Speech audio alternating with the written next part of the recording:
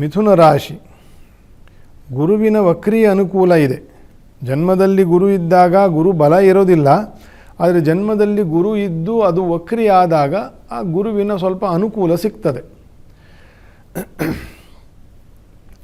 ಶುಭವಾಗಿರ್ತಕ್ಕಂಥ ವಾರ್ತೆಗಳು, ಶುಭವಾಗಿರ್ತಕ್ಕಂಥ ಸಂಕಲ್ಪಗಳು, ಏನಾದರೂ ಒಂದು ಹೊರಗಿನಿಂದ ಏನೋ ಒಂದು ಪ್ರೇರಣೆ, ಇಂಥದ್ದೇನೋ ಒಂದು ಕೆಲಸ ಮಾಡುವ, ಏನೋ ಒಂದು ಹಳೆ ದೇವಸ್ಥಾನ ಇದೆ ಕುಟುಂಬದ್ದೋ ಅಥವಾ ಊರಿನದ್ದೋ, ಅದನ್ನು ಒಂಚೂರು ಅಭಿವೃದ್ಧಿ ಮಾಡೋಣ, ಈ ರೀತಿಯ ಒಂದು ಸತ್ಕರ್ಮ, ಒಂದು ಒಳ್ಳೆಯ ಕೆಲಸ ಮಾಡಬೇಕು ಅಂತಕ್ಕಂತಹ ಮನಸ್ಸಾಗ್ತದೆ ಮಿಥುನ ರಾಶಿಯವರಿಗೆ.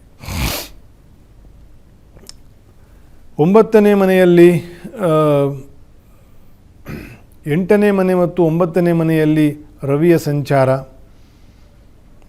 ಆರೋಗ್ಯ ಒಳ್ಳೆಯದಾಗ್ತದೆ. ಮಾನಸಿಕವಾಗಿರ್ತಕ್ಕಂಥ ಕೆಲವು ಸ್ಥಿರತೆ ಬರ್ತದೆ. ಕೆಲವು ನರದೋಷಗಳು, ನೆನಪಿನ ದೋಷಗಳು, ಮಾನಸಿಕವಾಗಿರ್ತಕ್ಕಂತಹ ದೋಷಗಳು ಇದೆಲ್ಲ ಸ್ವಲ್ಪ ಕಡಿಮೆ ಆಗ್ತದೆ ಮಿಥುನ ರಾಶಿಗೆ.